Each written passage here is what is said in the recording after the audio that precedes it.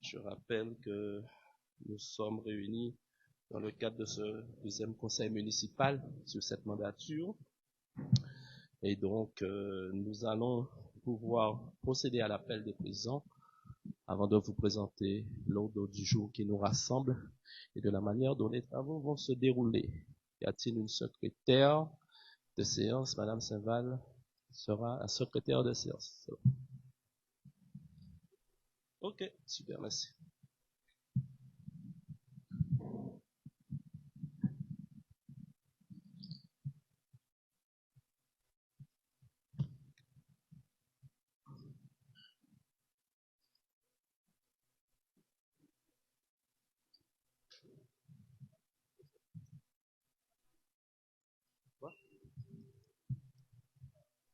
Oui, c'est bon. On y va, c'est bon pour moi. C'est bon, Marie-Agnès? Tu as un micro? C'est bon? On y va, c'est bon. Merci.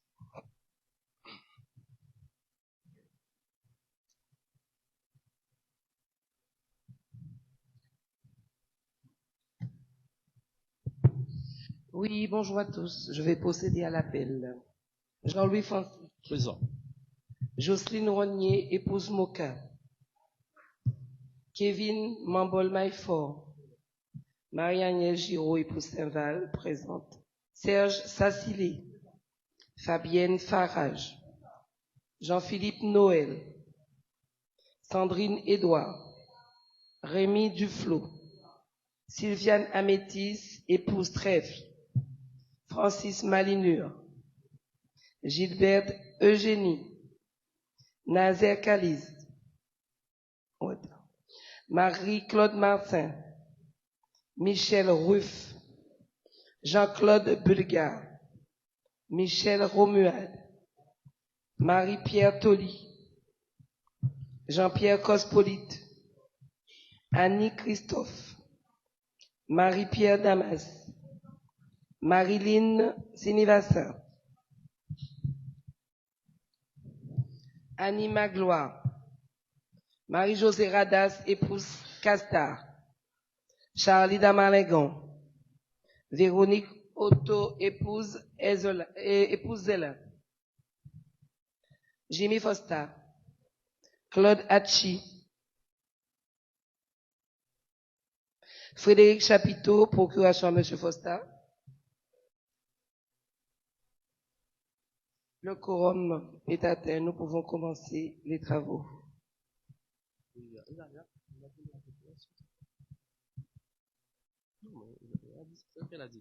Merci, chers collègues. Je rappelle que nous sommes réunis dans le cadre de l'ordre du jour suivant. 1. L'approbation du PV du 25 novembre 2025. En 2. L'approbation du règlement budgétaire et financier. En 3. Les DOB, débat d'orientation budgétaire pour cette année 2026 pour la commune de Trois-Rivières. En 4, la formation des élus. En 5, la création et la composition des commissions instituées par le conseil municipal. En 6, la désignation des représentants du conseil municipal au sein du CCAS. En 7, la création et la composition des commissions municipales facultatives.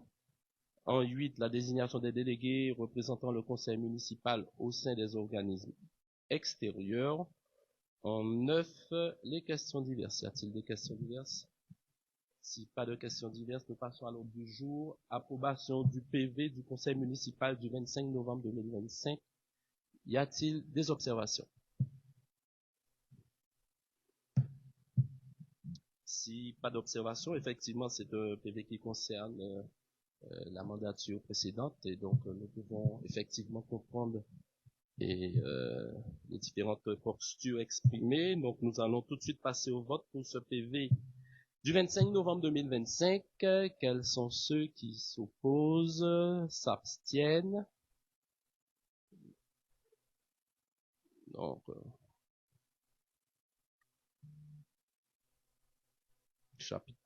chapiteau procuration, oui. S'abstiennent, s'opposent.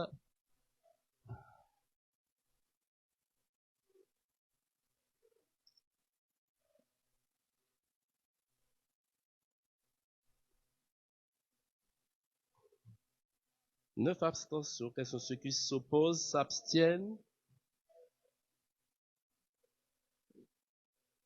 10 abstentions. S'opposent pas. Adopté. Approbation du règlement budgétaire et financier. Donc là aussi, c'est une obligation de notre part. Nous allons pouvoir démarrer une mandature. Et durant cette mandature, donc la collectivité vit. Donc il est important de pouvoir poser le cadre s'agissant du fonctionnement et du règlement donc budgétaire et financier. C'est la raison pour laquelle donc le document vous a été proposé. Monsieur Noslen, peut-être juste préciser s'il y a un élément particulier. Lydie.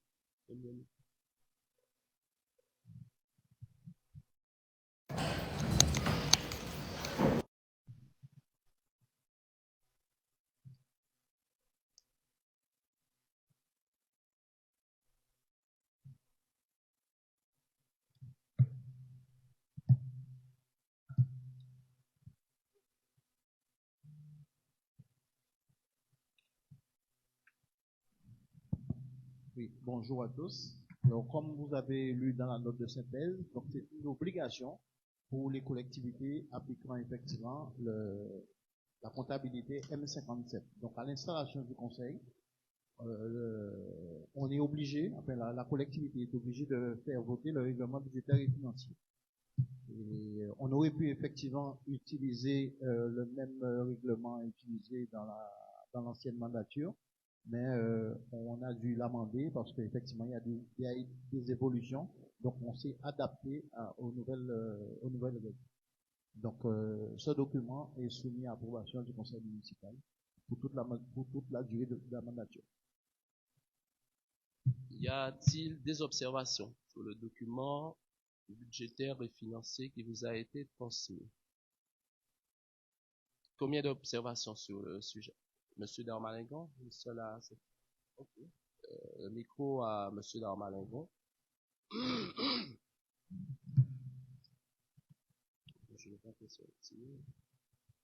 Bonjour, chers collègues. Je n'ai pas le document d'un problème d'ordinateur, je n'ai pas le document papier. Alors, moi, je voudrais des éléments d'explication concernant l'article 21. Un peu plus fort. L'article 21, pardon. L'article 21. Alors, allez-y. Est-ce que c'est bien ça? Oui, sur la gestion des immobilisations. Posez la question. 24, autant pour moi. 24. Le contrôle non juridictionnel. Voilà, le contrôle non juridictionnel. Oui. Alors, j'aurais mis des explications concernant le déficit de 10%. D'où il vient ce déficit de 10%? Parce que j'ai retrouvé dans d'autres documents similaires un taux de 5%. Alors, est-ce que c'est une spécificité locale?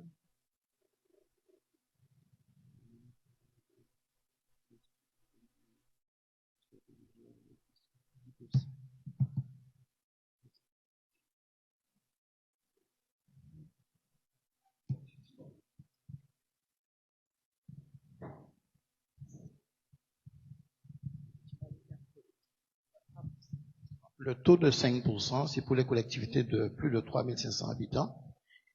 Et donc, c'est 10%. Et pour les collectivités majeures telles que la région, le département avec un budget plus élevé, le taux est de 5%. Donc, pour la commune de Trois-Rivières, on se trouve dans le cadre de 10%. Donc, généralement, les cadres qui sont proposés par le législateur tiennent compte de la strate. La réponse donc, qui a été faite concerne bien cette question de strate et du niveau de population à gérer. Voilà. Une autre observation sur le sujet? Si pas d'observation sur le règlement budgétaire et financier, nous passons au vote. Quels sont ceux qui s'opposent? Quels sont ceux qui s'abstiennent?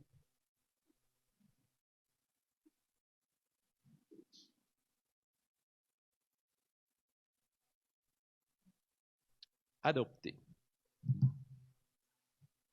Troisième point de l'ordre du jour, le DOB, débat sur les orientations budgétaires de la commune pour cette année 2026.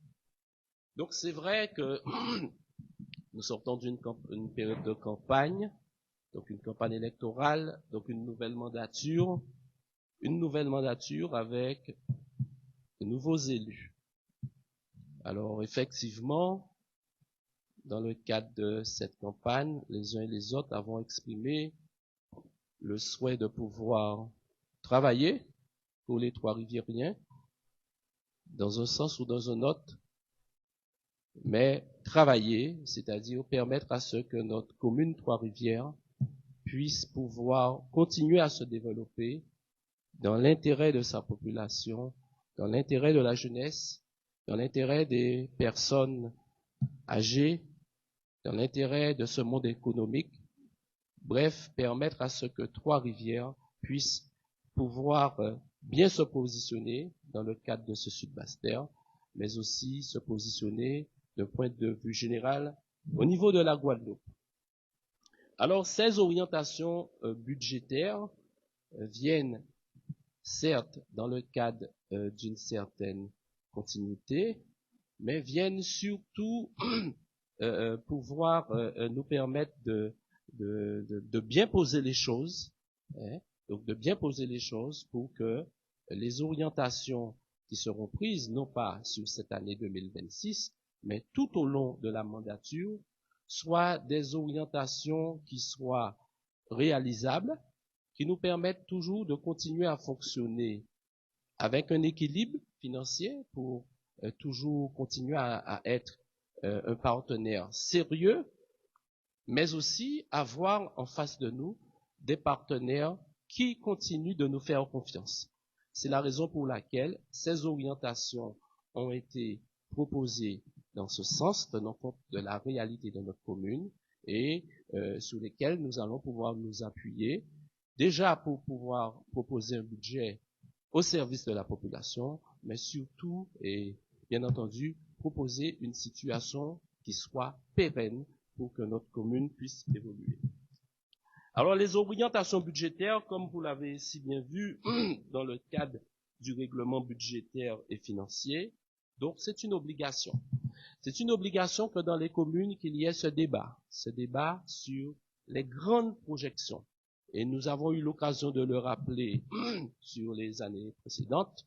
C'est vraiment lancer les grandes idées. Et ces grandes idées, certaines pourraient et pourront être mises en concrétisation de manière immédiate, mais d'autres pourront être programmées à des délais peut-être ultérieurs ou différés.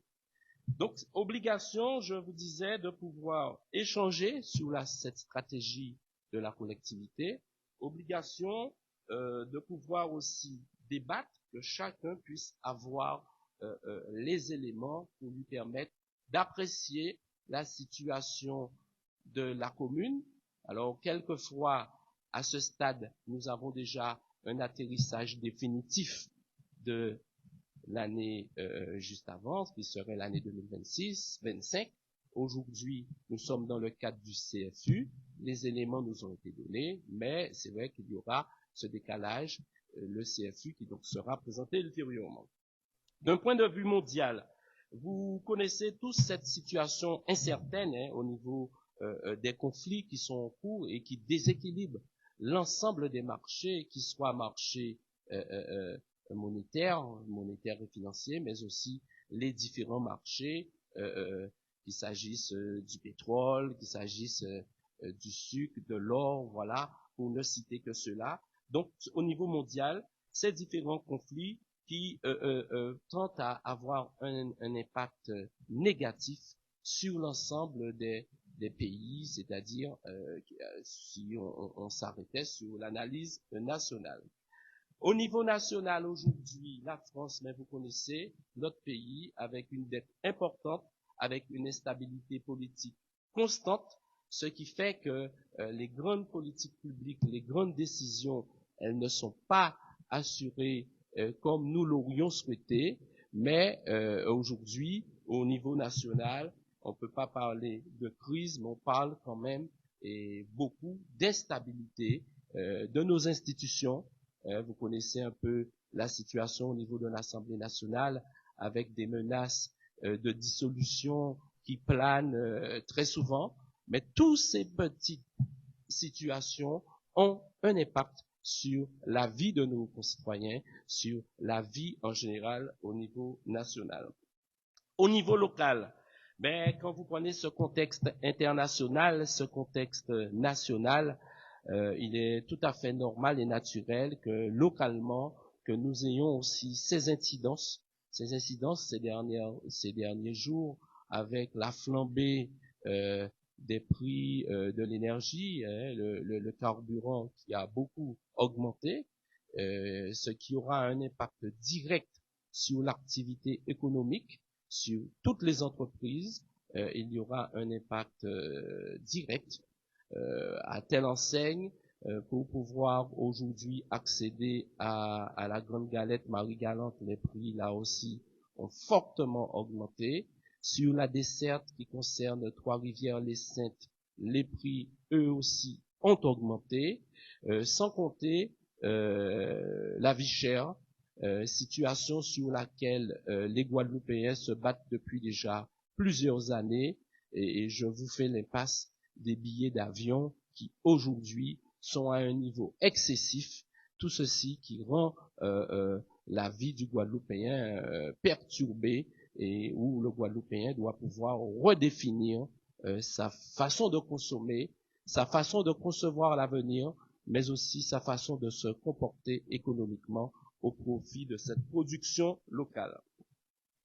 Alors, quand nous allons parler de son contexte international, national, local, on ne peut laisser sous silence la loi de finances. Chaque année, le législateur pose les bases de la loi de finances, c'est-à-dire avec des évolutions.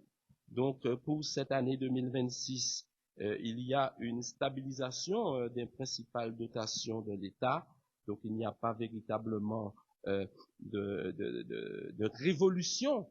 Toutefois, nous savons depuis plusieurs années, nous sommes dans le cadre de la maîtrise obligatoire des charges parce que les recettes, elles ne sont pas extensibles. Donc, obligation pour nous, s'agissant de l'investissement local. Donc, l'investissement local, les collectivités doivent pouvoir toujours assurer cet investissement à un certain niveau, parce que qui dit investissement local dit effet, impact direct sur les entreprises. Derrière chaque entreprise, mais il y a des hommes et des femmes qui travaillent, et à côté de ces hommes et des femmes qui travaillent, il y a des enfants, il y a des familles, et c'est la raison pour laquelle, quand on parle de redynamiser l'activité économique, c'est pour pouvoir toucher toutes les strates, les jeunes qui vont à l'école, ceux qui pratiquent leur activité sportive, mais aussi les aînés qui doivent être accompagnés. Sur les dépenses, donc oui, donc je le disais, nous sommes toujours dans un contexte qui demande une certaine maîtrise, qui exige une certaine maîtrise de nos dépenses, parce que les recettes, elles ne sont pas extensibles. Le coût d'achat, et quel que soit du service ou de produit que vous achetez aujourd'hui, ces coûts d'achat ont fortement augmenté, alors que dans le même temps, les dotations prévues par l'État n'ont pas été revalorisées ou revues à la hausse. L'impact sur la fiscalité, s'il fallait parler d'impact sur la fiscalité, donc pour cette année, nous sommes en 2027, nous serons dans le cadre d'une année d'élection, et c'est vrai que même si les choses sont difficiles nationalement, il n'est pas prévu au niveau du gouvernement de modification ni à la hausse ni à la baisse s'agissant des impôts, mais vraiment une fiscalité constante qui sera maintenue au niveau national et qui le sera aussi d'un point de vue local. En conclusion, nous pourrions dire que c'est s'agissant de la loi de finances, sur cette loi de finances, que cela exigera, d'autant plus même à nos partenaires, qu'il s'agisse de la région ou du département, ces collectivités, elles aussi, devront pouvoir observer et disposer d'une certaine maîtrise, une maîtrise constante, même si, et nous le savons, c'est vrai que les besoins de notre population ce sont des besoins grandissants qui évoluent ou pour lesquels chaque année les collectivités doivent pouvoir répondre à leurs obligations, répondre à leurs compétences, des compétences qui ont été depuis plusieurs années les compétences qui leur ont été déléguées, c'est-à-dire assurer le service auprès de la population. Donc, sur ces orientations budgétaires 2026, la ville de Trois-Rivières donc devra pouvoir poursuivre les travaux en cours, devra pouvoir effectivement assurer son équilibre budgétaire, devra pouvoir préserver sa capacité d'autofinancement et devra pouvoir surtout continuer à préserver ce service public et permettre à ce que notre population puisse disposer des moyens pour s'exprimer, des moyens pour s'épanouir, des moyens pour mieux vivre sur notre territoire de Trois-Rivières. Passons-en à l'analyse rétrospective 2020-2025. Donc, comme je vous l'ai dit, donc nous sommes sur ce point de la page 16, s'agissant du résultat. Pour l'heure, nous ne pouvons même pas afficher. Pour l'heure, nous donnons déjà, donc nous donnons déjà une première tendance de l'année 2025. Les premières tendances nous font dire que sur la partie fonctionnement, comme chaque année, nous allons pouvoir présenter et nous réalisons un excédent sur cette section de fonctionnement, parce qu'effectivement, à ce stade, il faut que vous sachiez que depuis quelques années, la ville de Trois-Rivières est dans le cadre du CFU. Le CFU, donc c'est un document, le compte financier unique présenté, préparé et validé par la Direction générale des impôts, la DRFIP, et par conséquent, donc ils seront à même de pouvoir, avant le 30 juin, venir ici à Trois-Rivières nous présenter ce compte financier unique qui concernera les résultats de l'année 2025. À l'issue de cette présentation, ces résultats seront intégrés, bien entendu, aux données 2026 pour nous permettre d'avoir un budget encore suffisant. Sur la situation financière de la commune, de manière globale, en section de fonctionnement, donc là, ce sont ces tendances que nous devons aussi présenter. Les orientations budgétaires sont là aussi pour ces tendances. Les dépenses générales de la commune sont en augmentation de 1,5 et les recettes, elles ont heureusement progressé de 0,46. Donc, ce qui fait que, grosso modo, nous avons une augmentation de nos dépenses de 1,04%. Ces dépenses elles concernent les charges de personnel, les subventions aux satellites, la consommation énergétique, l'entretien, le fonctionnement, les dépenses liées à la réalisation des chantiers d'insertion. Là aussi, c'est un pavé important pour nous. C'est une orientation que nous avons prise et c'est une orientation que nous avons assumée parce que nous savons que à travers ces chantiers d'insertion, ce sont des réponses que nous avons portées, des réponses sociales, des réponses économiques, mais aussi des réponses pour nous permettre de continuer à valoriser le patrimoine de Trois-Rivières avec la participation des Trois-Riviériens et de ceux qui font Trois-Rivières. Donc pour cette année 2025, donc la réalisation des dépenses de fonctionnement nous montre que bientôt nous allons voter un budget.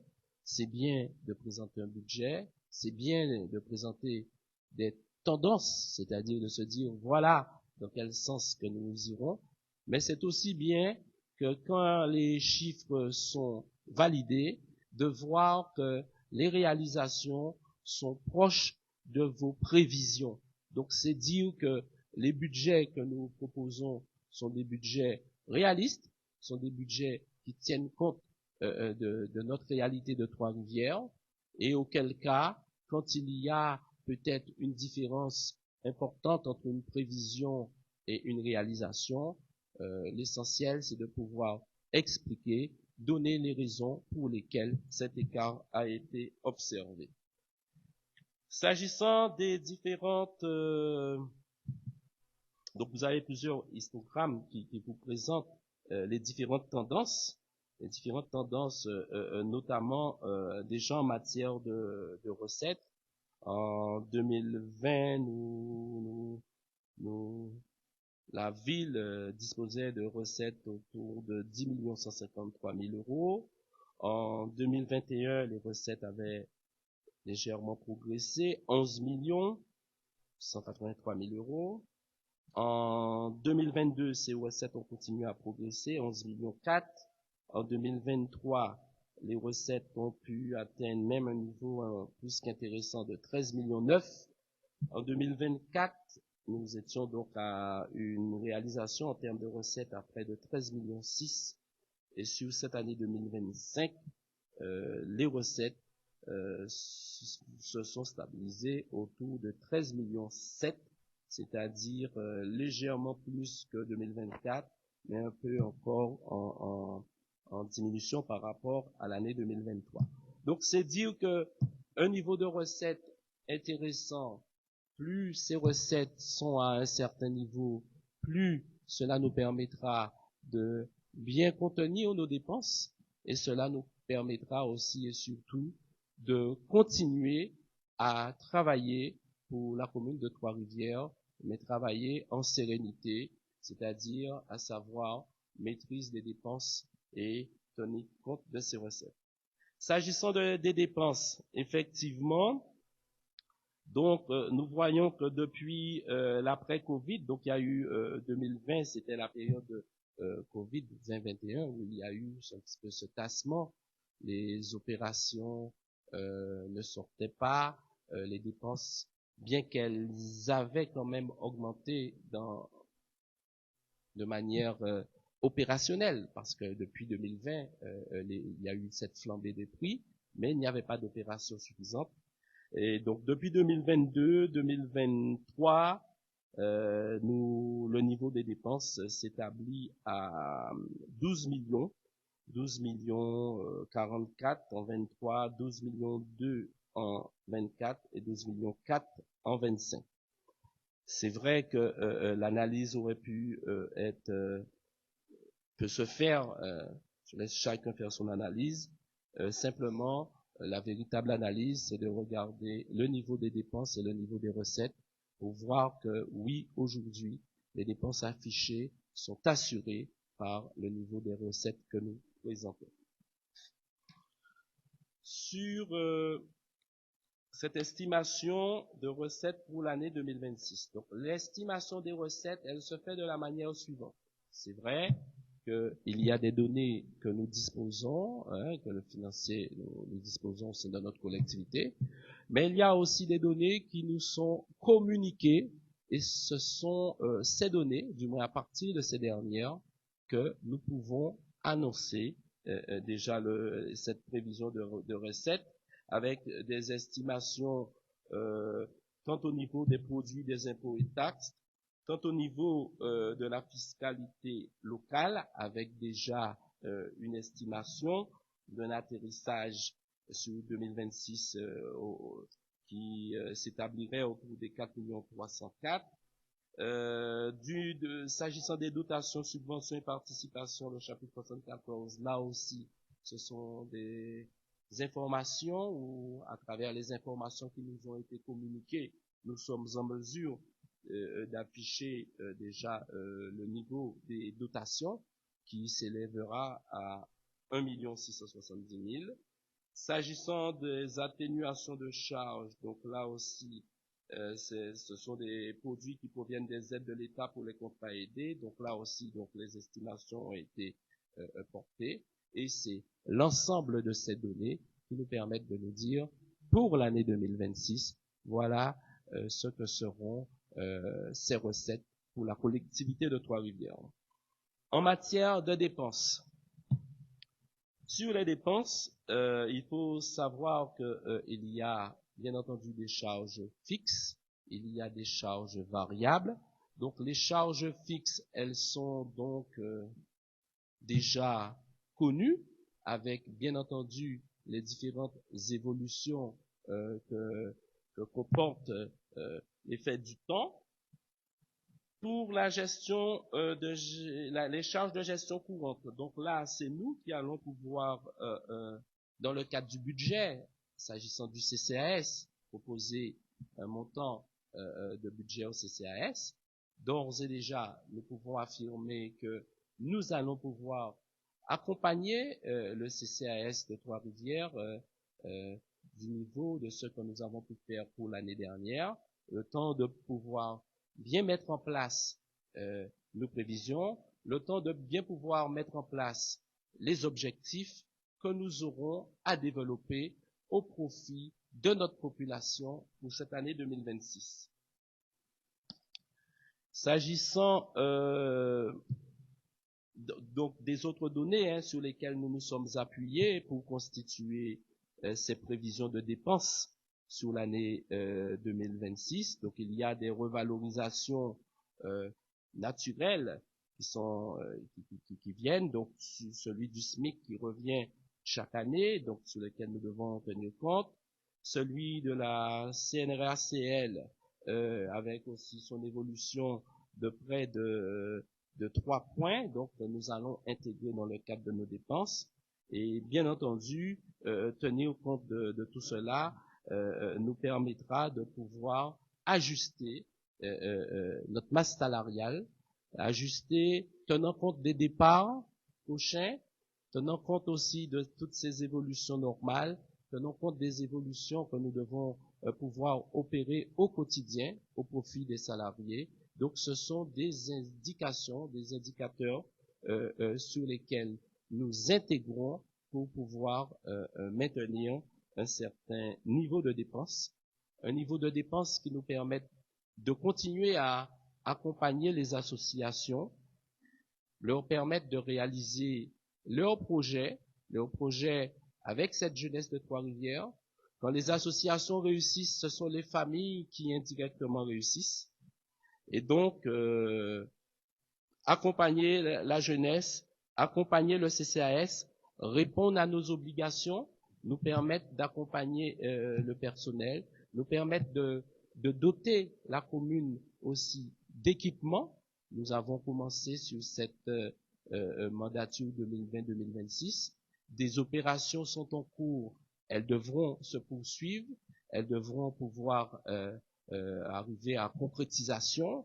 Nous les avons présentées durant le mois de campagne, oui. Donc oui, nous sommes vraiment là, présents, pour mettre à concrétisation ce que nous avons prévu pour cette ville de Trois-Rivières.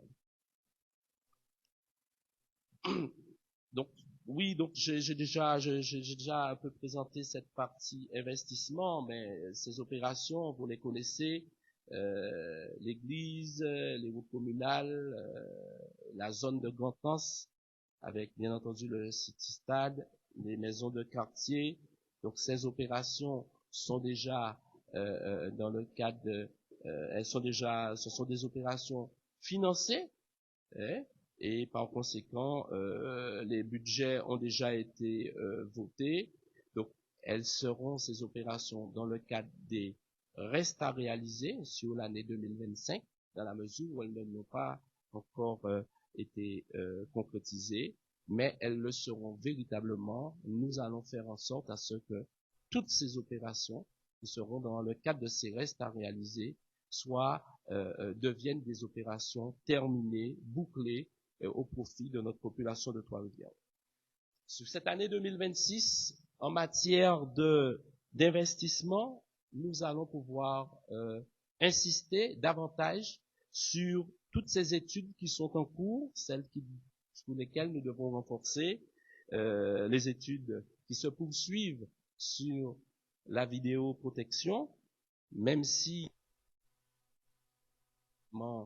sur la partie vidéoprotection en matière d'environnement, ceux-là sont bien posés. Donc, nous allons pouvoir officialiser la mise en service pour nous permettre là aussi d'avoir une meilleure surveillance sur notre territoire. S'agissant de la sécurité des personnes et des biens, l'étude doit être confortée pour de confortement pour nous permettre là aussi d'assurer un déploiement au profit des Trois-Rivières. Il en sera de même pour le nouveau parking de bord de mer. Nous en avons parlé. Oui, nous avons notre population durant ces 2 mois que le terrain véritablement avait été acheté par Terre Caraïbes, l'EPF, au profit de la ville de Trois-Rivières. Ce n'était, même si cela avait été dit sur les quelques mois de campagne, les quelques jours, je confirme que oui, le terrain a véritablement été acheté. Voilà, au profit de la ville, et c'est la raison pour laquelle nous allons pouvoir procéder à cette étude pour réaliser le parking. Ce n'est pas fake news, venir déjà tout de suite sur ces éléments, mais c'est une réalité. Le terrain a été acheté à bord de mer. Il se trouve entre Belmont et l'entrée du cœur de bord de mer, côté presque cœur, côté de avant le sens interdit. Il existe, il est là et il revient à la ville de Trois-Rivières. C'est la raison pour laquelle les études vont pouvoir nous permettre ensuite de lancer cette opération.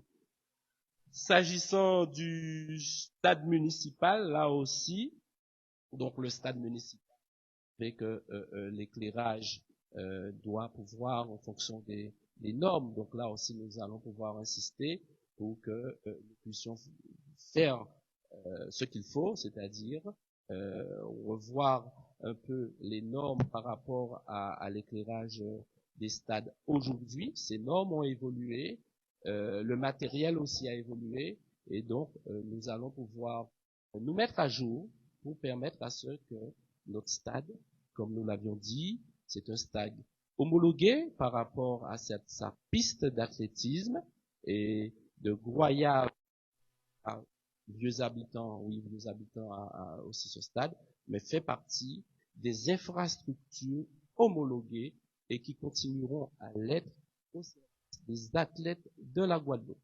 Les Carifta Games se font chez nous. C'est vrai que s'agissant des matchs nocturnes, je vous ai dit que les normes ont évolué. Nous allons nous mettre à jour, mais tout ceci au profit de notre jeunesse de Trois-Rivières, mais aussi ce qui fait notre fierté et qui continuera à le faire dans la mesure où, et nous l'avons dit et répété, de Capesterre à vieux habitants, ils ne sont pas nombreux des praticables homologués à la disposition des sportifs guadeloupéens. Voilà ce que nous avons à dire, et je terminerai peut-être sur le financement que nous allons pouvoir mettre en face, mais qui sera présenté et proposé dans le cadre du budget. Bien entendu, un virement de la section de fonctionnement au profit de la section d'investissement, ça, c'est après que le CFU ait été validé. Bien entendu, les recettes qui proviennent de la FCTVA, le FRDE, les produits des amendes de police, la taxe locale d'équipement, les différentes subventions qui proviennent de l'Europe, du département, de la région, mais aussi de l'État, et sans compter les emprunts qui peuvent être à la disposition de la ville de Trois-Rivières pour lui permettre de disposer d'un maximum de ressources pour que nous puissions continuer à travailler. Donc, je vais pouvoir peut-être laisser M.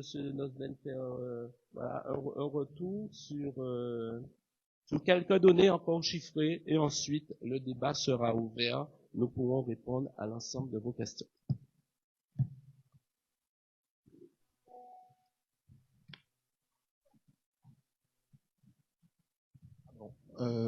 Je vais juste porter 3 petites précisions. La première, c'est sur la conjoncture économique. Enfin, on connaît bien le contexte économique mondial. Donc, la collectivité devra rester très prudente dans la gestion du budget 2026. Donc, tenir compte, parce qu'effectivement, quand on regarde le poids de l'octroi de mer, ou même encore la taxe de carburant dans le budget, donc pour X raisons, ces recettes n'entreraient pas, la commune pourrait se retrouver en difficulté. Deuxièmement, c'est concernant la dette. Alors, concernant la dette de la commune, vous avez le slide sur l'extinction de l'encours. Donc, on voit qu'en 2026, la dette est portée à 1 806 000. Effectivement, on était à 1,3 million, mais l'année dernière, en 2025, en octobre 2025, la commune a contacté un prêt de 500 000 euros, donc ce qui porte le capital restant dû à 1 806 000. Alors, quand on rapporte ce volume de dette aux recettes réelles de fonctionnement qui est évalué, donc on se retrouve avec concernant l'endettement de la collectivité, et donc on se retrouve à 0,45%. Donc, ce qui veut dire que le taux d'endettement de la collectivité est très bas. Autre chose, pour information, concernant la capacité de désendettement de la collectivité, donc au niveau de la CAF, ce qu'on appelle la capacité d'autofinancement, sur 2024 et sensiblement que ce sera le même montant sur 2025, on tourne autour de 945 000 euros. Donc quand on rapporte ce 5 000 euros, donc si la collectivité prenait toutes ses recettes pour rembourser les emprunts, donc il lui faudrait même pas un an. Donc en termes d'endettement, la collectivité n'est pas endettée. Troisièmement, ce que je pourrais dire, c'est effectivement concernant la CAF, comme j'ai dit, alors la CAF, ce qu'on appelle la capacité d'autofinancement, donc les recettes auxquelles on enlève les dépenses réelles, les intérêts, et après on enlève le remboursement du capital. Donc comme je vous disais, on tourne autour de 900 000 euros. Donc si la collectivité tient cette ligne, la collectivité, effectivement, est à l'aise, effectivement, pour réaliser des opérations d'investissement. Voilà, donc le débat est ouvert. Quels sont ceux qui veulent intervenir sur cette présentation?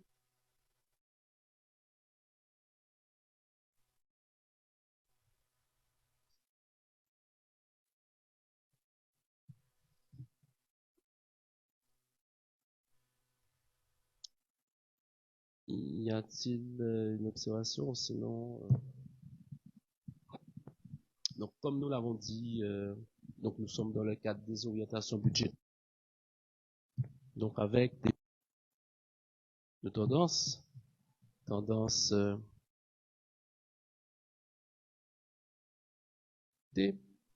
monsieur vient de préciser que la collectivité de Trois-Rivières, collectivité endettée, ce n'est pas une collectivité qui dispose de tous les moyens financiers, mais c'est une collectivité qui, avec les positions, de répondre à la demande déjà de cette population de Trois-Rivières, aux associations et qui ne sont pas des associations, mais des lieux d'expression de la population. Donc quand nous présenterons un budget la semaine prochaine, nous ferons en sorte à ce que les moyens que nous pouvons à ce stade mettre à la disposition de cette population, qu'il s'agisse d'associations, qu'il s'agisse du monde économique, qu'il s'agisse aussi des comités de quartier, qu'il s'agisse du CCAS, nous l'avons dit, que ce soit des moyens adaptés par rapport à notre collectivité, qui nous permettent de garder une tête, voilà, une tête haute. Si on devrait se comparer à des communes de même strate, et là nous l'avons dit aussi, parce que c'est vrai que c'est bien de pouvoir peut-être contester un chiffre, contester une donnée, mais tenir au compte du contexte et de faire un avec des communes de même strate, ça aussi c'est intéressant. Donc sur les opérations que nous avons repris, de toute façon, toutes les opérations qui ont été validées, actées au budget 2025 et qui n'ont pas encore pu aujourd'hui sortir ou être finalisées, le seront de manière naturelle sur cette année 2026. C'est la raison pour laquelle nous allons pouvoir et notre énergie sur cette première partie de mandature à pouvoir faire vraiment sortir que nous avons non pas promis, mais que nous avons déjà mis en chantier à son profit et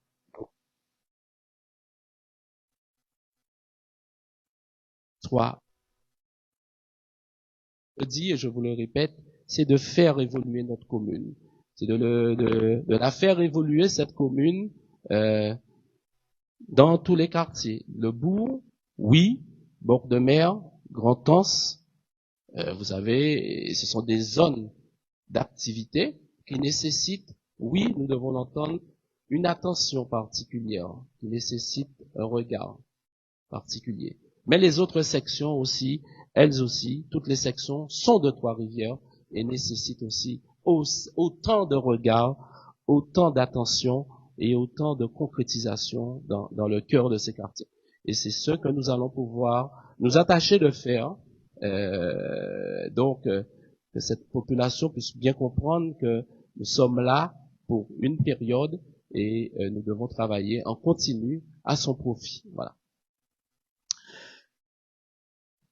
Observation, question? Pas de questions?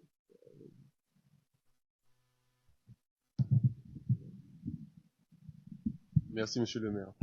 Donc, je pense pas que ça serait vraiment une question, mais ça serait plus une affirmation. On voit bien que le budget vraiment est quand même très bien équilibré, dans le sens que, même au niveau des dépenses du personnel, la moyenne en général des collectivités présente un budget en général alloué à près de 67%.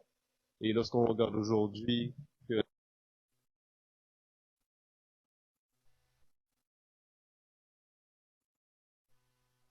donc cela montre vraiment que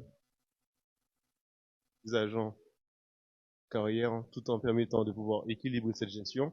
Donc ça montre que la collectivité est déjà dans une bonne dynamique. Donc ça serait plus une affirmation qu'une question, et à mon avis, qui permet de pouvoir présager une bonne tenue pour l'avenir de la collectivité. Alors, donc c'est vrai que s'agissant de cette charge du personnel, donc qui demeure être un indicateur quand vous rencontrez, c'est un indicateur qui a tout son pesant parce qu'effectivement, vous devez pouvoir démontrer aux financiers que certaines de vos charges, des charges qui peuvent être maîtrisables, hein, que vous donniez l'impression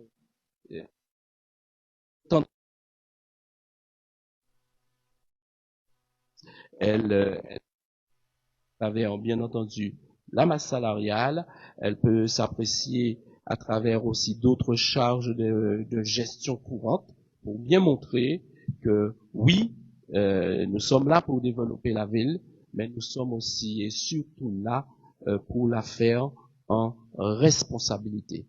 Et c'est vrai qu'il y a une différence. On peut tout développer, on peut tout faire, mais tout développer, tout faire et en même temps le faire en responsabilité, il y a quand même une marche, et c'est cette marche que nous devons tenir au profit de notre population, au profit de ceux et celles qui nous ont fait confiance. Voilà. Monsieur Darmalingon, allez-y. Moi, je ne veux pas laisser dire monsieur Mandon n'importe quoi. Hein. 57%, c'est un chiffre qu'il faut. C'est 62%. Donc, si on fait l'opération 7 700 000 dépenses de fonctionnement pour les charges de personnel qu'on divise par les 12 400, on trouve 62% comme l'ensemble des territoires de la Guadeloupe. Donc, Trois-Rivières ne fait pas partie d'un territoire où les dépenses du personnel sont minoritaires en termes de proportion. Minoritaire, pourquoi minoritaire? Minoritaire dans le sens où c'est beaucoup moins que les autres territoires.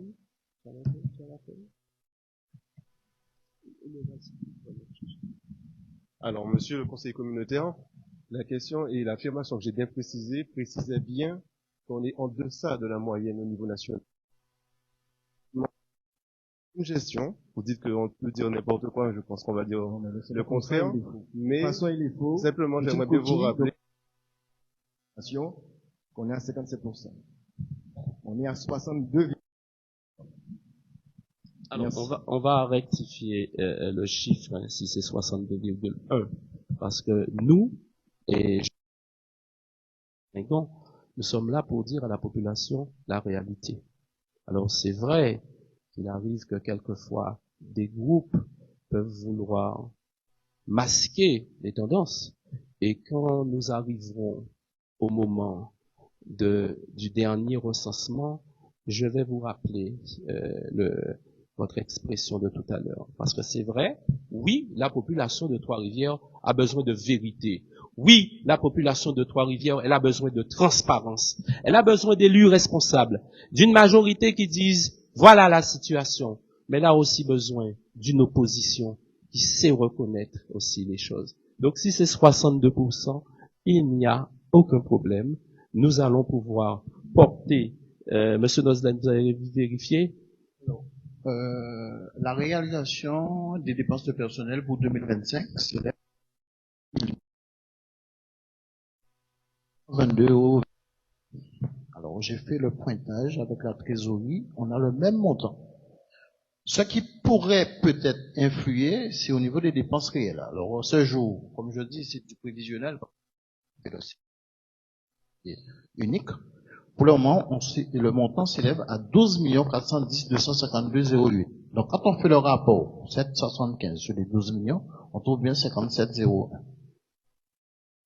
Donc, après, au moment du CFU, oui, je suis prêt à les mettre. Que la population doit retenir, c'est que, avant 2018, la masse salariale représentait à Trois-Rivières plus de 70%. S'il faut retenir quelque chose, c'est ce que nous devons retenir. Plus de 70%. Et arrivé en 2026, je reprends votre chiffre, Monsieur Darmalingon. Oui, vous dites que ça représenterait, selon vos calculs, 62%. Soit, on mettrait 62%. Je dis que depuis que nous avons réduit la masse salariale de 8 points, et c'est ce qu'on retient. Et ça, c'est l'essentiel. Mais je veux comprendre ce que vous avez dit. Monsieur Noslen vous a donné l'explication, à savoir, la première ligne, validée. La seconde, elle le sera, elle est en cours, les premières tendances. C'est la raison pour laquelle la division vous donne les 57. Mais nous n'avons aucune honte à dire que ce serait 62. Nous sommes là pour notre population, en vérité, en sincérité, et sans avoir un effet négatif sur la qualité du service.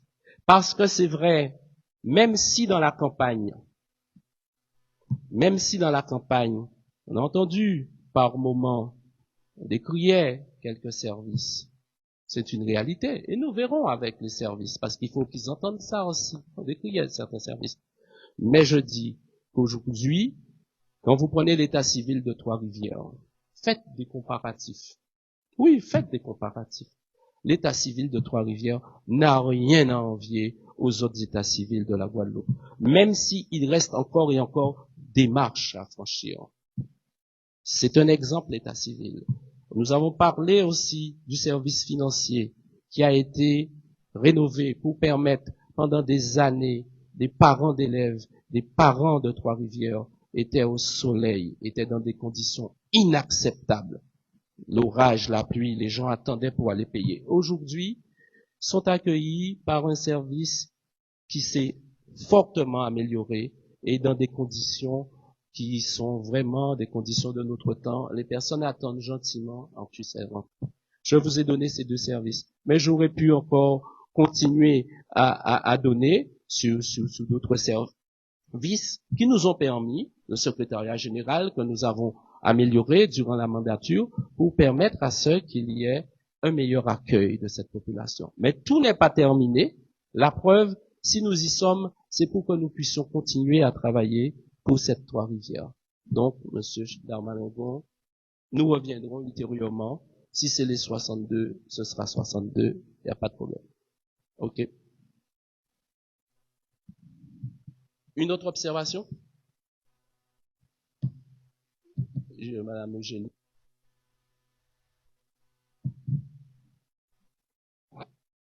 Vas-y, on est content.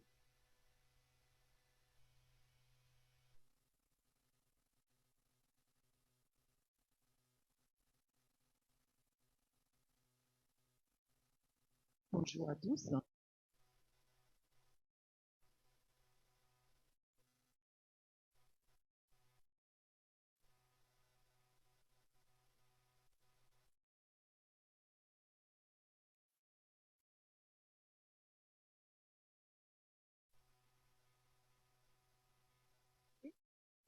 Que les opérations en cours, c'est-à-dire la reconstruction de l'église, la réfection des routes, la réalisation du site stade, la maison du quartier de Réduit, toutes ces opérations sont financées.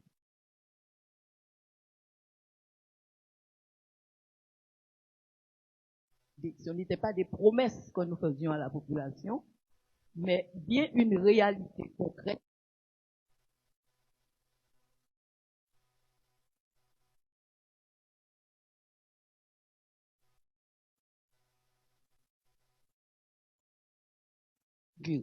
Merci.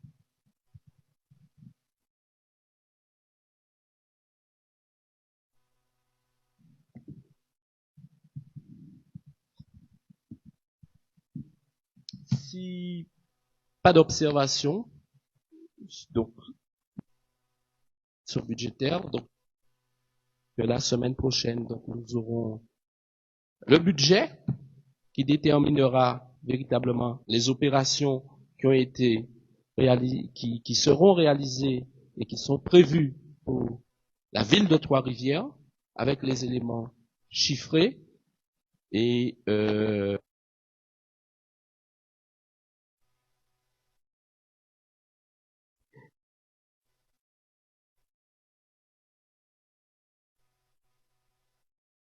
si pas d'observation, le fait que le a bien eu lieu, c'est cela. Donc, par rapport au fait que le débat ait bien eu lieu, quels sont ceux qui s'opposent, s'abstiennent? Le débat des orientations budgétaires a bien eu lieu à Trois-Rivières.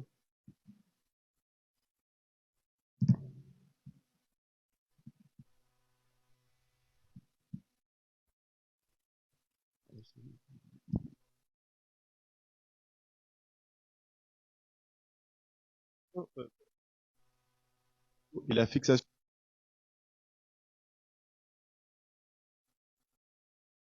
de l'activité article L2123-12, qui précise qu'elle doit être adaptée aux fonctions exercées par les conseillers municipaux.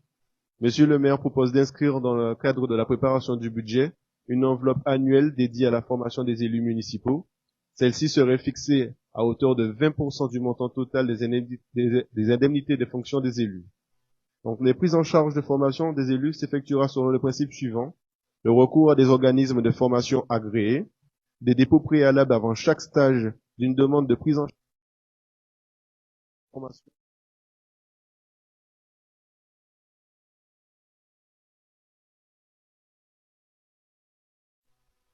des crédits et de leur utilisation sur une base égalisée. Je vous remercie.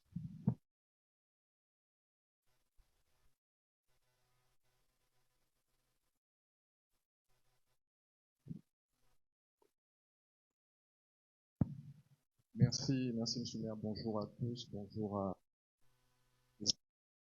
Et je souhaite la bienvenue aux nouveaux élus au sein de ce conseil municipal. Monsieur le maire, vous avez indiqué dans la note de synthèse que les crédits alloués s'élèveraient à 20% du montant total des indemnités de fonction. Est-ce qu'on peut avoir la traduction en chiffres, si vous l'avez? Et puis, savoir aussi le programme que vous auriez envisagé de mettre en place, programme de formation, s'il y a un programme global qui a été envisagé, sachant que si j'ai bien observé, quasiment la moitié du conseil municipal sont de nouveaux élus. Est-ce qu'il y a un programme spécifique? Est-ce que vous avez envisagé un programme de formation collectif pour l'ensemble des élus? Voilà, ce sont les deux questions que je dois poser. Alors, donc Madame Sias va donner le montant exact, donc le montant exact de l'enveloppe est connu et on applique les 20%. Voilà. Alors, donc c'est un montant annuel, hein, c'est l'enveloppe annuelle de l'enveloppe indemnitaire globale annuelle est de 120 780,35 €. Et donc, quand on met 20%, ça représente 24 156,07 €.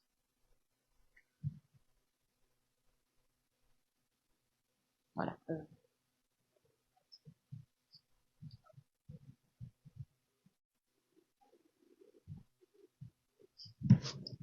Oui, donc à ce stade, donc c'est vrai que nous avons bien précisé le montant pour que les choses soient claires. C'est le législateur qui le demande.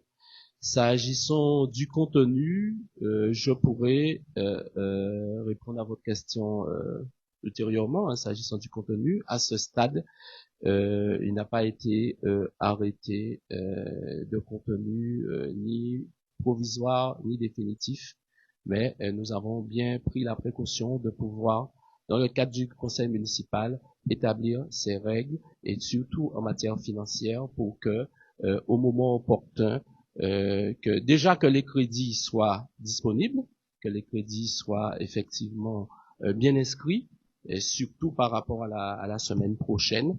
Et donc, à ce moment-là, je pourrais répondre à cette question s'agissant du contenu. Voilà.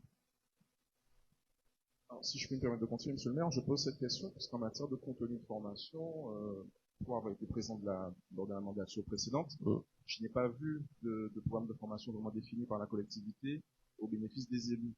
Donc c'est pour ça que je voulais vraiment attirer votre attention là-dessus, d'autant plus que dans cette mandature, je le répète, il y a beaucoup de nouveaux. Donc ce serait bien parce que je sais qu'il y a parfois des centres qui nous sollicitent de façon individuelle, mais avoir une formation collective sur certains éléments, notamment en matière budgétaire, en matière de fonctionnement, hein, tout simplement de la collectivité, ça pourrait être opportun, je pense. Oui, donc je reprends malheureusement mes propos de tout à l'heure. À ce stade, nous n'avions pas défini. Nous reviendrons vers vous, voilà, pas de problème.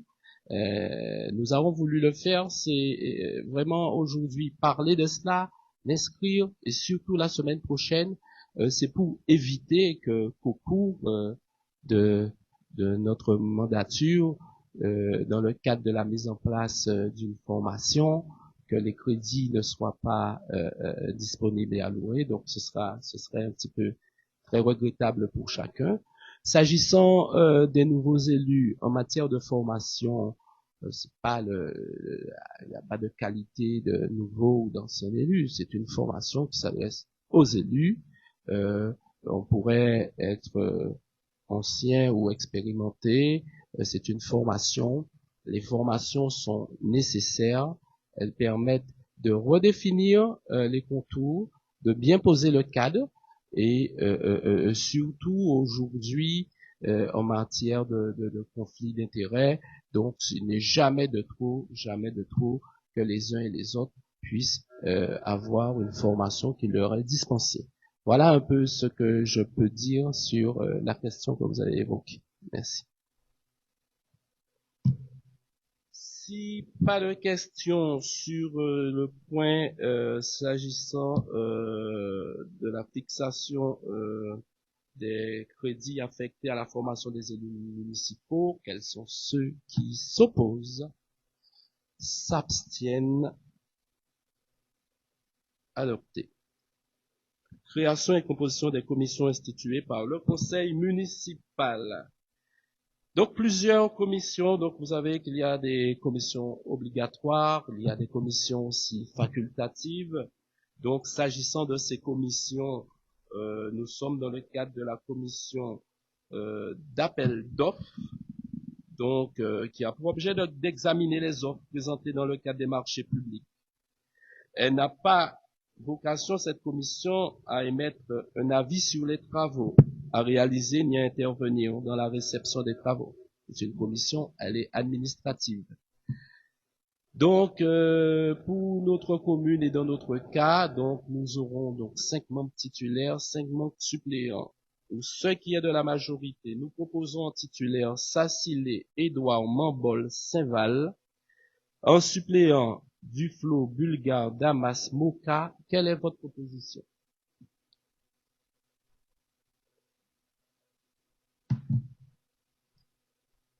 Monsieur le maire, c'est pas un scrutin. La désignation des membres, un scrutin. Oui, ben, proposez-moi votre personne et nous passons au vote. Ah, d'accord. On va passer au vote. Alors, je passe au vote. Sassilé, Édouard, Mambol, Saint-Val.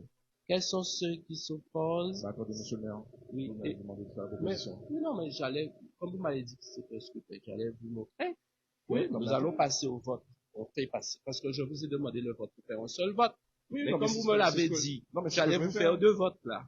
Comment ça, 2 votes? Non, mais qu'on soit d'accord sous le procédé. Puisqu'ils ont instauré la désignation par scrutin majoritaire, scrutin de liste. Oui. Comment est-ce qu'on procède?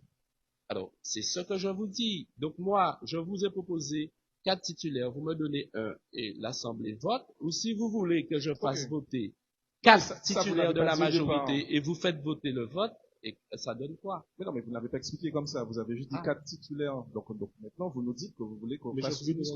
Quel est votre... Oui, ça, faut le dire. Non, je vous ai dit de me proposer une personne. Qu'est-ce que vous proposez? C'est monsieur Hachik, comme titulaire. Alors, Hachi, en titulaire, en suppléant. Darmalingon, ok. Hachi et Darmalingon. Alors, on propose Sassilé, Édouard, Mambol, Saint-Val, Hachi en titulaire. Quels sont ceux qui s'opposent?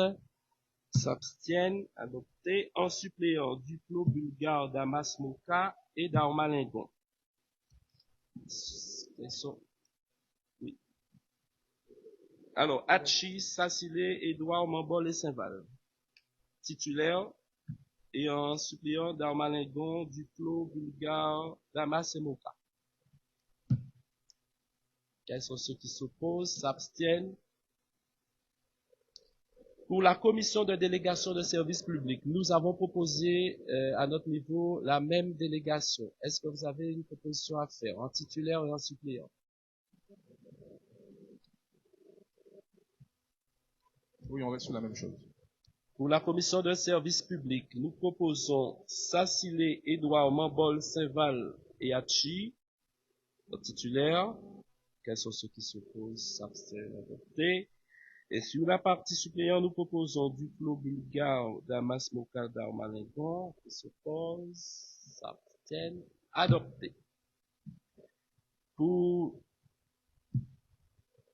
la commission de contrôle des listes électorales, nous proposons Eugénie Toli Malinur. Quel est votre choix? Fosta et Magloire. Fosta Magloire. Alors, oui, je reprends. Ouais. Donc, on propose Eugénie Toli Malinur plus Fosta et Magloire. Qui s'oppose, s'abstient, adopté.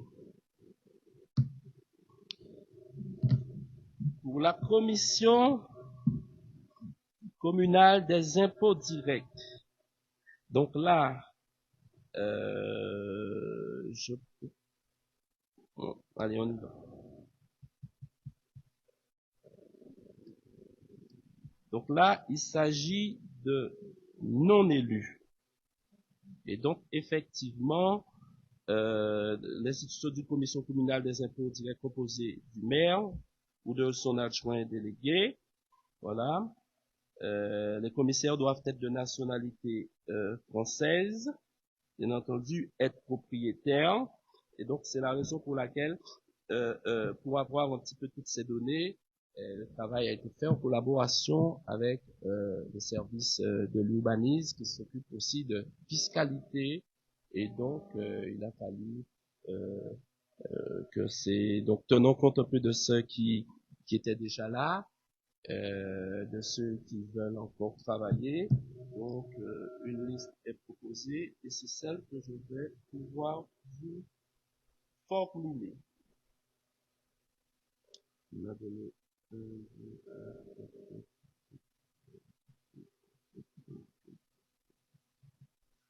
comment? Ah, tu l'as eu. C'est bon. Super.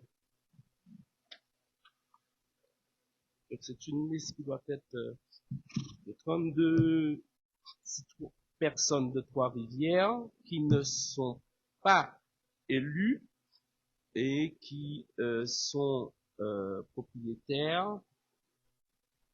Donc, il y a 16 titulaires, 16 suppléants. Nous avons simplement pour mission de donner ces 32 noms et ensuite travail en collaboration avec la DRP qui déterminera un peu voilà, les uns et les autres titulaires ou suppléants.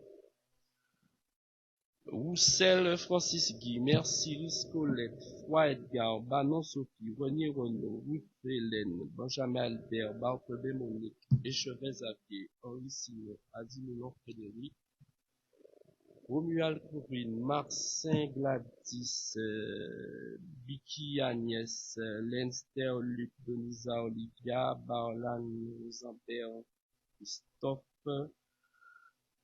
Locandi Mirella, Doloire Albert, L'Espoir Nathalie, Renier Anaïs, Le Danois Séverine, Dorville Saline, Babel Marie-Denise, Eugène Maryse, Benjamin Cosette, Giraud Marc-Denise, Houblon Gabin, De La Force Gérard, Fortin Suzy, Zig Jean-Michel et Marcin Frédéric. Voilà, les 32 personnes. Oui, c'est bon. Je suis la liste de façon. C'est une observation. Si pas d'observation, quels sont ceux qui s'opposent, s'abstiennent? Adopté. Désignation des représentants du conseil municipal au CCAS. Alors, s'agissant du CCAS, c'est vrai que le conseil d'administration, nous avions plusieurs possibilités. Le conseil d'administration comprend 4 membres élus par le conseil municipal. Ce n'est pas 6. Il s'agissait, c'est vrai, qui comprend 4 membres élus par le conseil municipal. S'agissant des élus, Eugénie, Marcin et Toli, que nous proposons. Qui proposez-vous? Véronique Zélin. Madame Zélin. Donc, les 4 membres élus du CCAS sont Eugénie Gilberte, Marcin Marie-Claude, Toli Marie-Pierre, Véronique Zélin, le maire étant président, donc, de droit, donc, plus moi. Voilà. Donc, les 4 plus moi, plus les 4 représentants des associations, donc, comme le veut le législateur, donc le CCAS, la directrice a bien pris soin de contacter les associations qui peuvent effectivement figurer dans le cadre de notre conseil d'administration. Des retours nous ont été faits et donc en fin de semaine, vendredi prochain, donc le CCAS tiendra son premier conseil d'administration dans lequel nous allons installer les élus que le conseil municipal va pouvoir valider tout à l'heure et dans lequel aussi nous allons pouvoir installer les associations qui compléteront la composition du conseil d'administration. Donc, Eugénie, Marcin, Toli, Zélin, quels sont ceux qui s'opposent, quels sont ceux qui s'abstiennent? Adopté. Création commission municipale facultative. Alors, sous ces commissions municipales facultatives, avant de pouvoir, je vais vous poser la même question que vous mettez, il y a eu juste une petite omission. Donc, il y a la création d'une commission association et la création développement numérique. Ce sont les deux. Voilà, c'est vrai qu'il n'existait pas sur la dernière et quand on a fait le reporting, donc il manquera la commission association et la commission développement numérique. Et sur les collègues, les conseillers en charge des relations, il manquait aussi un truc, c'était parce que ça n'existait pas, conseiller en charge des relations externes. Voilà. Et donc, je vous reviens vers vous une fois. Affaires scolaires. Affaires scolaires, Saint-Val, Romuald, Toli, Édouard. Qui proposez-vous? La commission est composée combien de... Alors, c'est les commissions comporteront 7 membres, 4, voilà, donc 7 membres, y compris externes. Ce sont des commissions qui permettent aussi aux autres d'intégrer. C'est la raison pour laquelle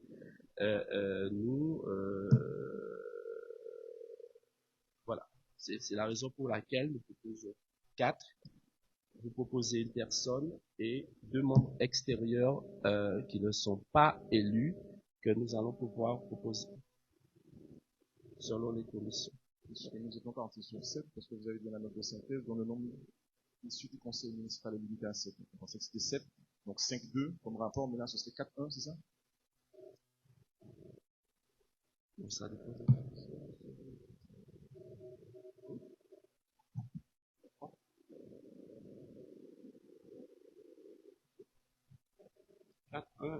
4-1 et 2. 4-1 et 2. C'est ça. C'est ça. 4, 2, 1, ça fait 7.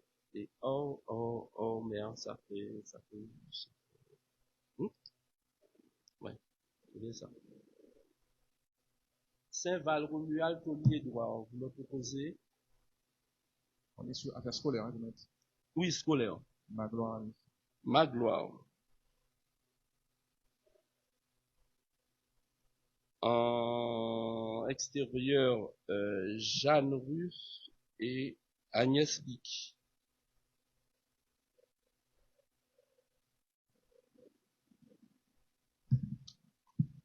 Commission affaires sociales. Toli, Damas, Marcin, Eugénie. Vous me proposez? Madame Castar.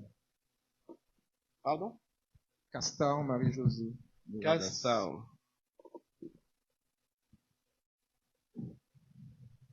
Donc ça fait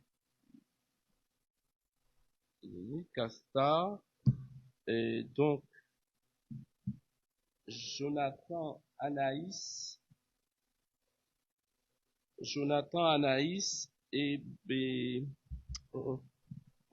Fauvette, Balikou Fauvette. Balikou et Jonathan Anaïs.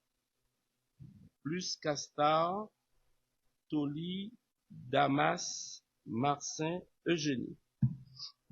Affaires financières. Sacilé, Romuald, Mambol, Russe. Vous proposez? Darmalingon, Charles.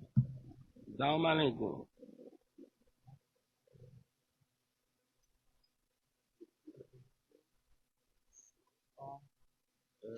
Évident. Donc, en membre extérieur, donc il y a donc Zig Jean-Michel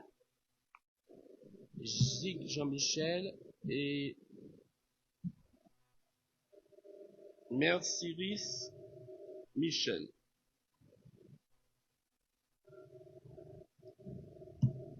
En commission sport, Malinur, Duplo, Cospolite, Édouard. Vous proposez. Chapiteau. Qui? Frédéric Chapiteau. Monsieur Chapiteau. Monsieur Chapiteau. Frédéric Chapiteau. Malinur, Duplo, Cospolite, Édouard. Frédéric Chapiteau. En membre extérieur, Lemar Henri et Henri Simon. Formation professionnelle et insertion. Oui.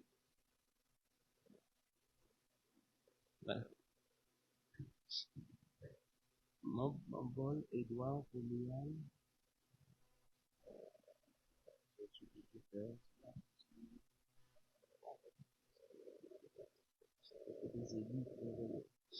Alors, Mambol, en professionnel insertion, c'est Mambol, Édouard, Romuald, Saint-Val.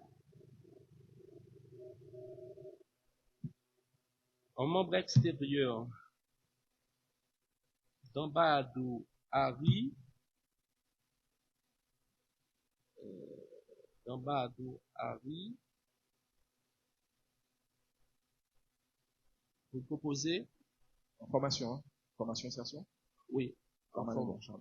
Pardon? Darmanin Gonchard. Darmanin. Donc, en formation professionnelle insertion, Dambadou, Harry et c'est Charles Robert.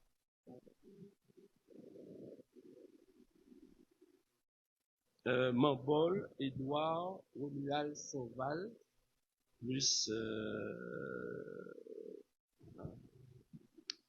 en culture patrimoine, oui, Calise, Nazaire de son prénom, Eugénie, Moka, Saint-Val. Moi-même, Costa Gini. Costa. Ensuite, nous proposons Prudentos Albert et Jérôme Marie-Agnès.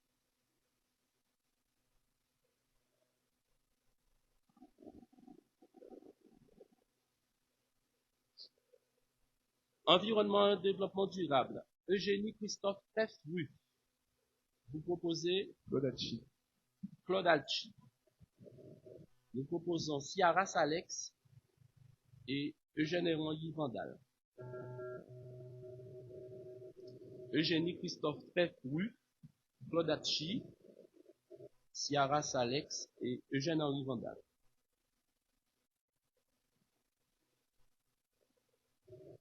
En fête et cérémonie, nous proposons Damas Christophe Sylvassin Farage. Vous proposez Castar Marie-Josée. Castar. En externe, Nozlène Sylvia Oranger Daniela. Et en développement économique et tourisme, Farage, Calise, Nazaire de son prénom, Moka Jocelyne et Sassilé. Costa,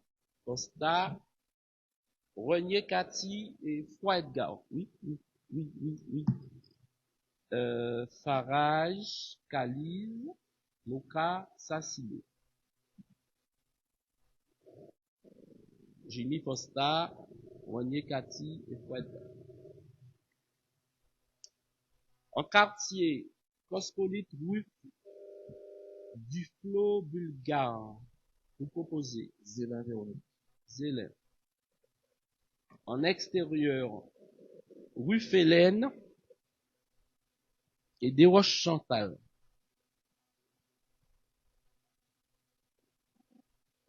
En jeunesse, comment? Desroches. Oui. En jeunesse et excellence.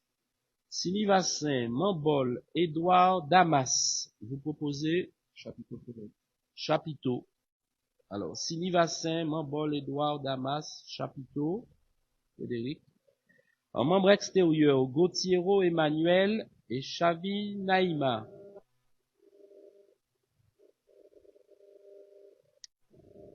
En aîné, Marcin, Toli, Eugénie, Sylvassin, Damas.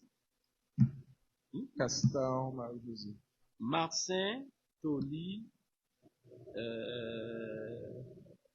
Ouais, c'est ce que je vois. Ben, j'enlevais un extérieur. C'est bon, ça me faut que je reste là. 1, 2, 3, 1, 2, 3, 4, 5, 6. Ok, j'enlève une personne là. Ok, donc vous avez dit qui? Oui, et j'enlève une personne dans l'extérieur pour ne pas être plus. Et vous avez proposé qui? Marie-Josée Castard? Ok. Et en extérieur, Amassin Henriette seulement. Commission? La commission association.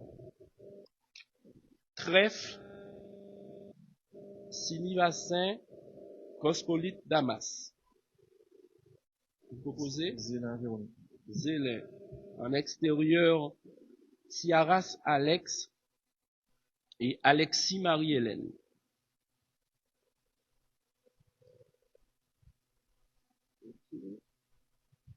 Développement numérique. Nous proposons Édouard Mambol Damas. Là, on va enlever quelqu'un à l'extérieur. Donc, on propose Édouard Mambol Damas Saint-Val.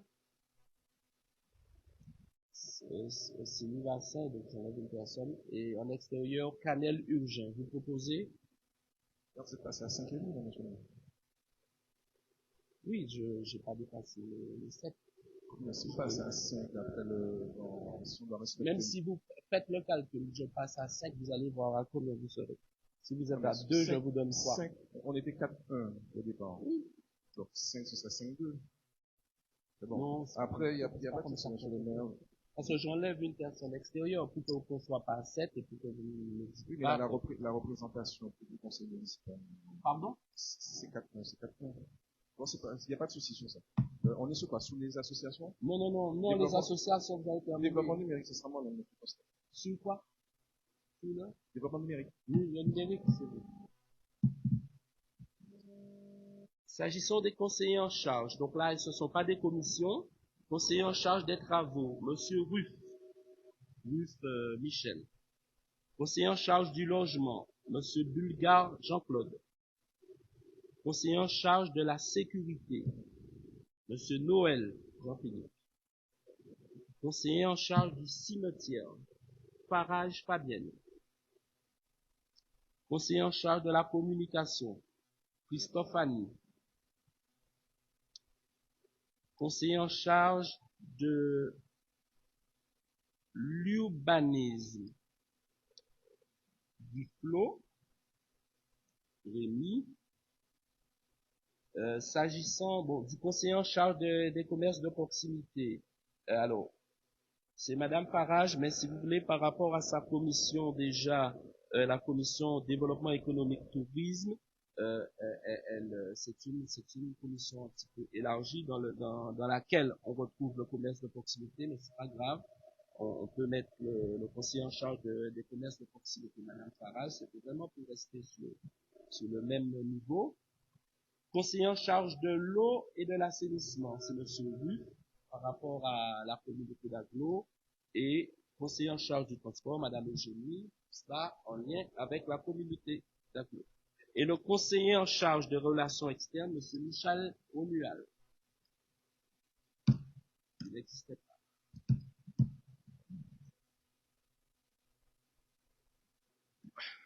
Représentant... Comment? Alors, s'agissant de cette proposition, donc on fera comme un vote groupé, global, pour l'ensemble de ces commissions. Quels sont ceux qui s'opposent? Avant le vote, monsieur le maire, vous pouvez reprendre les délégations, parce que je n'ai pas tout suivi. Vous avez un peu vite. Juste la dernière partie des élus qui ont des délégations. Les conseillers en charge. Voilà. D'accord. Les conseillers en charge des travaux. Oui. Logement Bulgare. Sécurité Noël. Cimetière Farage. Communication, Christophe.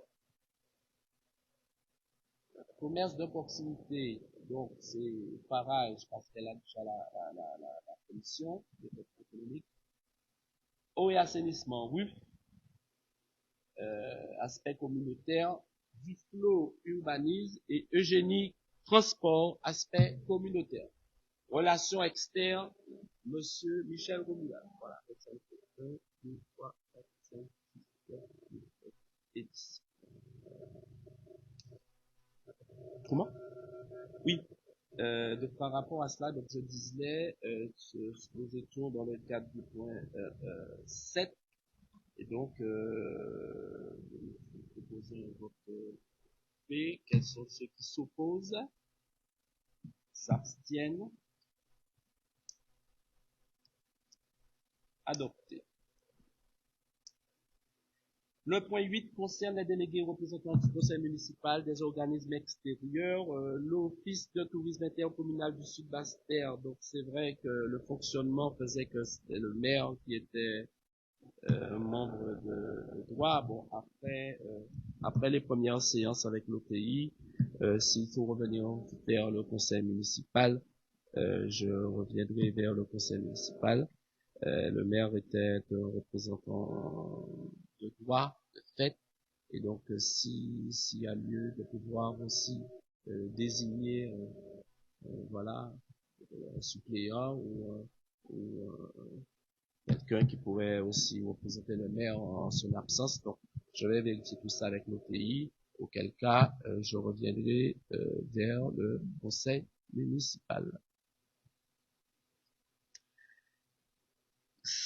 Quels sont ceux, donc, sur l'office de tourisme intercommunal du Sud-Basse-Terre, je serai le membre, on verra. Et auquel cas, je reviendrai vers le conseil municipal. Quels sont ceux qui s'opposent, s'abstiennent? Oui. Vous êtes le représentant. Oui, oui. Dites-le clairement. Comment? Mais j'ai dit que le maire est, alors, non, mais vous avez comment vous dire? C'est ben, le représentant, il n'y a pas de souci. Faut retenir l'essentiel. Alors l'essentiel dans ce cas-là. Oui, d'accord. Ok. Quels sont ceux qui s'opposent, s'abstiennent, adoptés? Roche-Gravé, Saint-Val, Romuald, titulaire communautaire Eugénie, suppléant RUF. S'opposent, s'abstiennent, adoptés. Oui. Saint-Val, titulaire, Romuald, suppléant, titulaire communautaire Eugénie, suppléant communautaire RUF.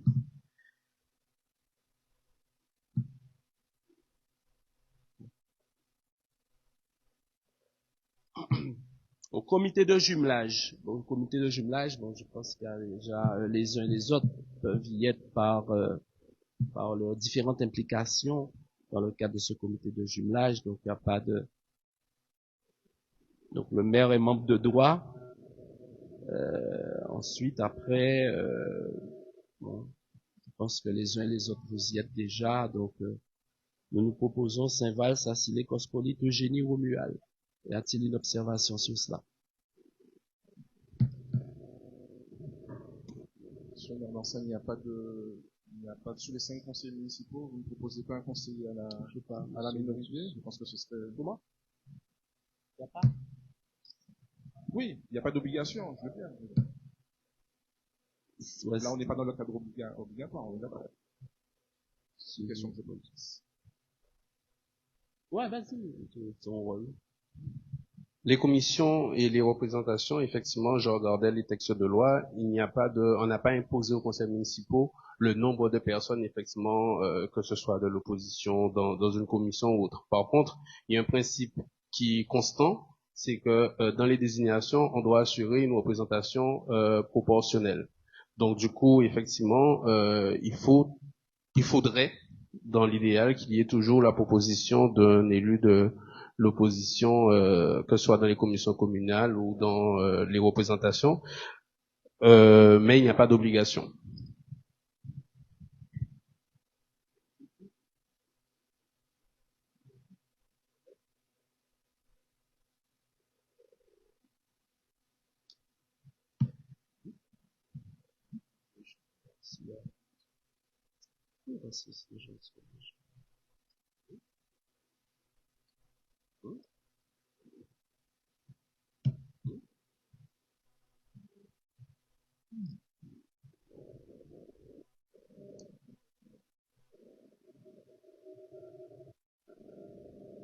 Ok. Vous avez une personne à proposer?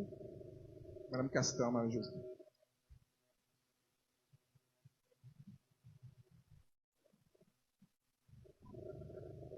Saint-Val, Castor, Phospholite, Eugénie, Romuald. Syndicat Cité Plage, Eugénie Toli.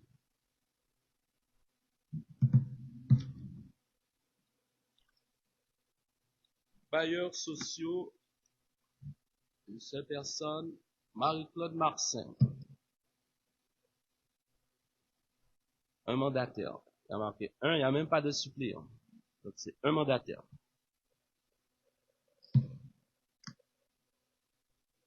Le syndicat mixte d'électricité de la Guadeloupe, le CIMEG.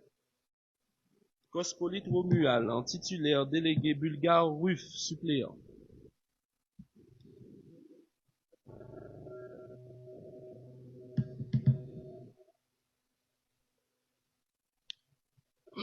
L'école dédié au conseil d'école. Bon, là aussi, les choses sont réparties. C'est pour nous permettre de faire le lien, c'est pour nous permettre d'avoir l'assurance que les éléments remontent, que nous puissions aussi ensuite porter les réponses. C'est la raison pour laquelle le bourg, il y aura Saint-Val-Marie-Agnès en suppléant Romuald Michel, à la plaine Siniva Saint-Marie-Line, suppléant Damas Marie-Pierre, à Gérard-Lauriette, ce sera Romuald en titulaire, Saint-Val en suppléant. À Grand-Anse, Toli, Marie-Pierre, suppléant Moka. Selcher, Édouard Sandrine, suppléant Trèfle.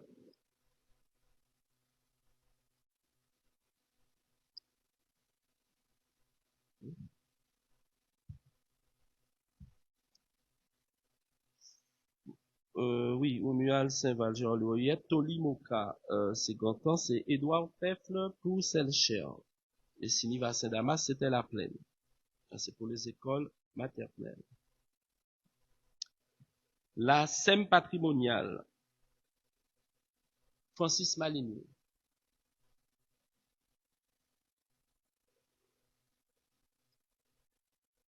Le conseil portuaire, Kevin Mambol et Jocelyne Moka.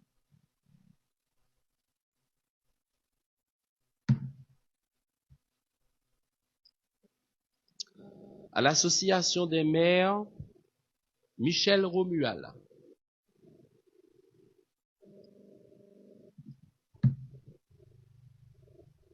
Le SDIS, Noël Jean-Philippe, Serge Sassilé.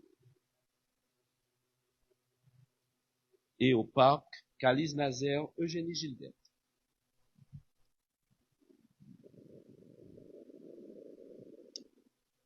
Sur le point 8, quels sont ceux qui s'opposent? Juste une précision, monsieur le maire. Oui. Sur la SEMPAC, vous avez désigné 2 personnes. Non, je ne suis pas désigné de personnes. Vous avez dit...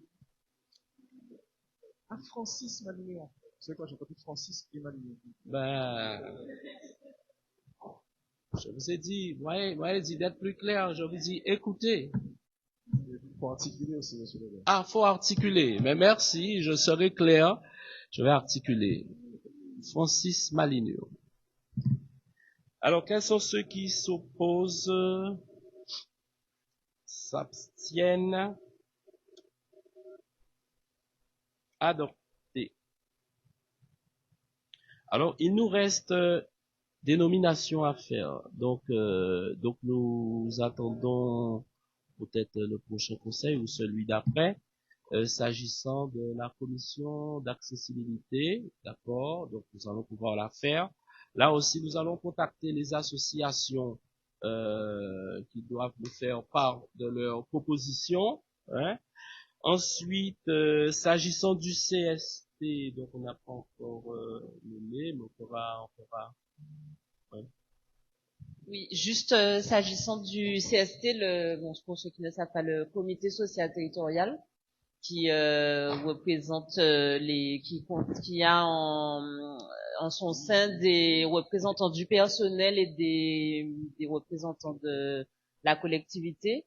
Donc, comme au niveau de la fonction publique territoriale, il y aura les élections professionnelles en décembre.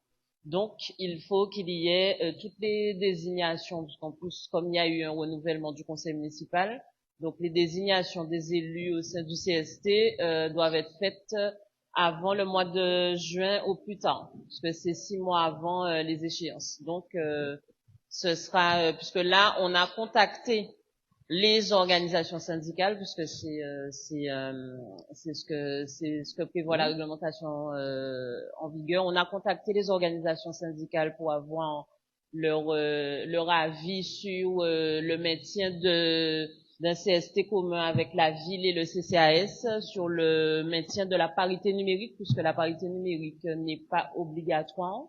Elle est conseillée, mais elle n'est pas obligatoire, et également sur le fait que les membres de la collectivité aient voix délibérative. Donc on leur a fixé un délai, on attend leur retour, et donc c'est à l'issue de ce retour-là qu'il y aura les désignations pour le CST. Voilà.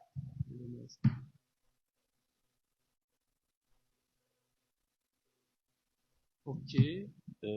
Donc, vous sera distribué le règlement intérieur que nous allons adopter pour la nouvelle mandature. Donc, celui que nous avons adopté depuis 2020 est encore valable jusqu'à l'heure où je vous parle.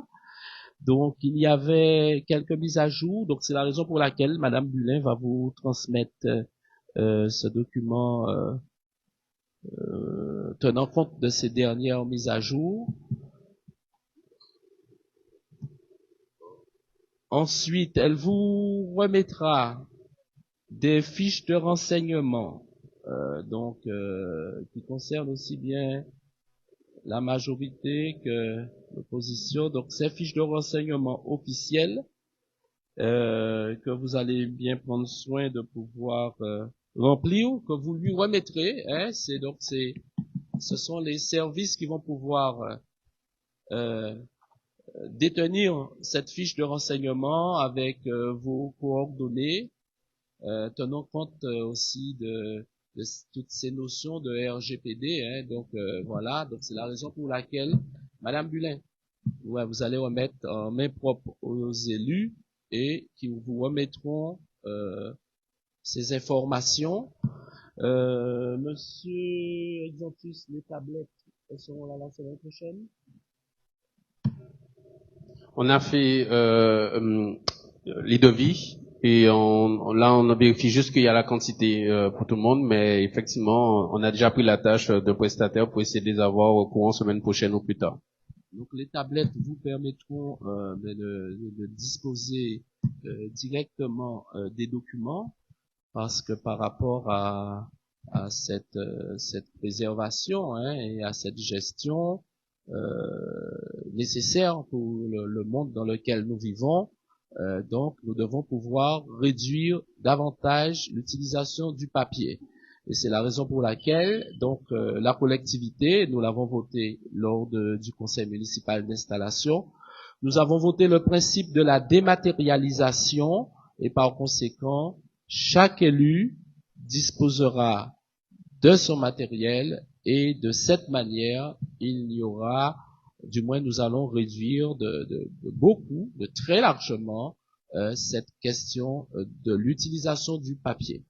Donc bien entendu, une charte accompagnera cette mise à disposition du matériel, qui est bien entendu le matériel de la ville de Trois-Rivières.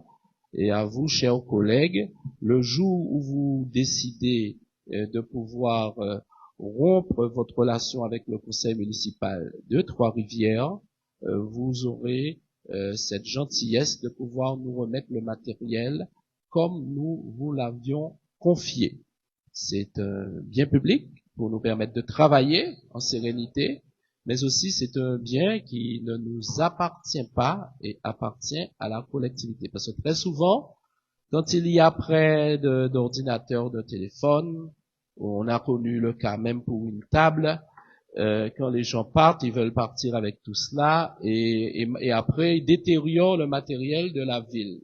Et donc, c'est pour éviter tout cela que nous allons pouvoir faire la charte, et je fais un appel solennel au conseil municipal pour que chaque élu l'utilise à bon escient dans le cadre de nos travaux. Donc, il y aura de moins en moins de papier.